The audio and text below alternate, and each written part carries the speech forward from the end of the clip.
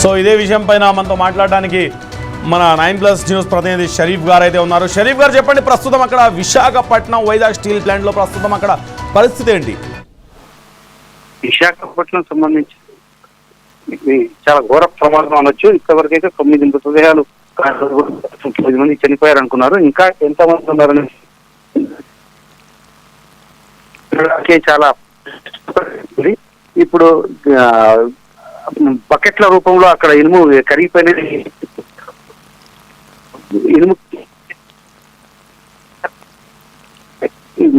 ఇనుము కింద నలిగిపోయారు. వాళ్ళు సజీవ దహనం అయిపోయారు. ఇద్దరు ముగ్గురు ఆసుపత్రికి తరలించారు. చాలా తీవ్ర గాయాలుతున్నారు. వాళ్ళ పరిస్థితి చాలా క్లిష్టంగా ఉంది. అయితే ఇంకా ఆ ప్రమాద స్థలంలో ఎంతమంది ఉన్నారనే విషయాన్ని ఇంకా అధికారులు గుర్తించలేకపోయారు. కొంత టైం పడుతుంది. అయితే ఈ ప్రమాదానికి సంబంధించి చాలా భద్రతా ప్రమాణాలు పాటించారా లేదా అనే విషయం మీద దర్యాప్తు చేయాల్సింది. విశాఖ ఉక్కు కర్మాగారం ఏదైతుందో ప్రపంచంలోనే ప్రసిద్ధి చెందిన ఉక్కు కర్మాగారము. ఇక్కడ ఇంత పేలవమైన భద్రతా చర్యలు తీసుకోవడము, ఆ ప్రమాణాలు పాటించకపోవడము, కార్మికుల ప్రాణాలను పణంగా పెట్టడం అనేది తీవ్ర విమర్శకు దారితీసే పరిస్థితి ఉంది.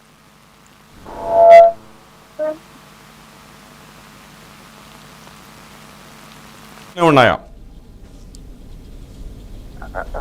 షరీఫ్ అక్కడ మంటలు ఏమన్నా అదుపులోకి వచ్చాయా?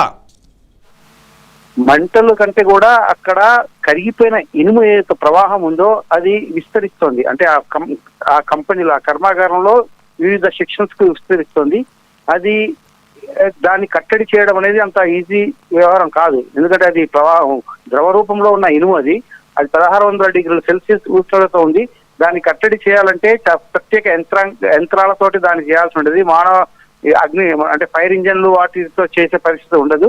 కాబట్టి అది కొంత టైం టేకింగ్ పరిస్థితి. చాలా అత్యాధునిక యంత్రాలతో చేయాల్సి ఉంటుంది. దీనికి సంబంధించి దర్యాప్తు చేస్తామని కూడా మన సీఎం చంద్రబాబు నాయుడు చెప్పారు.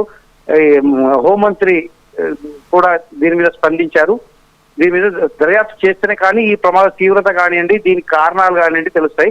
ఆ బకెట్లు కింద పడిపోవడం అనేది అంత లూజ్ ఎలా ఉంది అంటే దానిపై నుండి జాగ్రత్తలు తీసుకోకుండా కింద కార్మికులు ఉండగా కింద పడిపోవడానికి కారణాలు ఏంటి?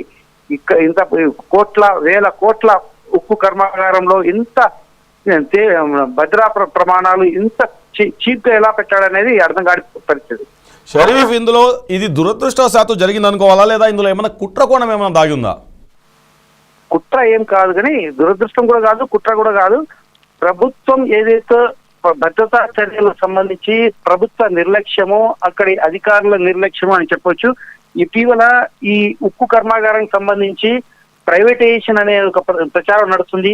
ఆ ప్రైవేటైజేషన్ కేంద్ర ప్రభుత్వం, మోడీ ప్రభుత్వం ప్రైవేటీకరణకు ప్రయత్నాలు చేస్తుంది. ఇక్కడ రాష్ట్ర ప్రభుత్వం ప్రైవేటీకరణను వ్యతిరేకిస్తున్నాం అంటే చంద్రబాబు నాయుడు టీడీపీ ప్రతిపక్షంలో ఉన్నప్పుడు వ్యతిరేకించాడు. ఇప్పుడు జగన్ ప్రతిపక్షంలో ఉన్నప్పుడు వ్యతిరేకిస్తున్నారు. ఈ ప్రైవేటీకరణ ఏదైతే ఉందో మీరు చెప్పిన కుట్ర అనే యాంగిల్ ను పరిశీలిస్తే ఈ ప్రైవేటీకరణ భాగంగా ఇక్కడ భద్రతా ప్రమాణాలను అంటే ఇక్కడ ఏదైతే డబ్బులు ఖర్చు చేయడం విషయంలో కానీ ఇక్కడ విషయంలో ఈ కంపెనీని పట్టించుకోకపోవడం అనేది చాలా పెద్ద ప్రమాదం. కేంద్ర ప్రభుత్వం దీని మీద బాధ్యత వహించాల్సి ఉంటుంది, రాష్ట్ర ప్రభుత్వానికి కూడా ఉంటుంది, కానీ ఎక్కువ బాధ్యత కేంద్ర ప్రభుత్వం ఉంటుంది. ఈ యాంగిల్లో చూస్తే దీన్ని అంటే ఒక చెప్తారు కదా, ఒక కుక్కను చంపే ముందు పిచ్చి కుక్క అని అంటారు కదా, ఈ విధంగా ప్రైవేటీకరణ కంటే ముందు ఇలాంటి భద్రతా చర్యల లోపాలు చూపించి ఇక్కడ కార్మికులు చనిపోవడం కానివ్వండి, ఇంకా నష్టాలు చూపించడం కానీ చేసి రాబోయే కాలంలో దీన్ని ప్రైవేటీకరణ వైపు తీసుకెళ్తే వ్యతిరేకత తగ్గుతుంది అనే ఉద్దేశంతో ప్రభుత్వాలు, కేంద్రం కానివ్వండి, రాష్ట్రం కానివ్వండి, ప్రభుత్వాలు ఈ విధంగా నిర్లక్ష్యంతో ప్రజల కార్మికుల ప్రాణాలను పణంగా పెడుతున్నాయని అనుకోవచ్చు. Okay, thank you Sharif.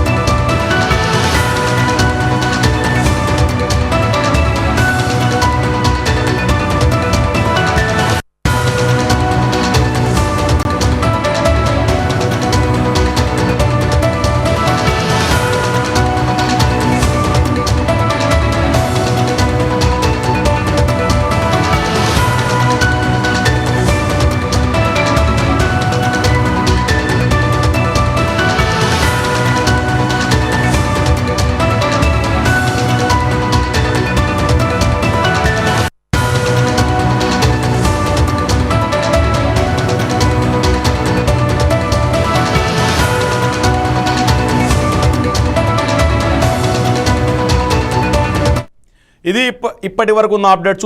ఇలాంటి బ్రేకింగ్ న్యూస్ కోసం చూస్తూనే ఉండండి 9+ న్యూస్.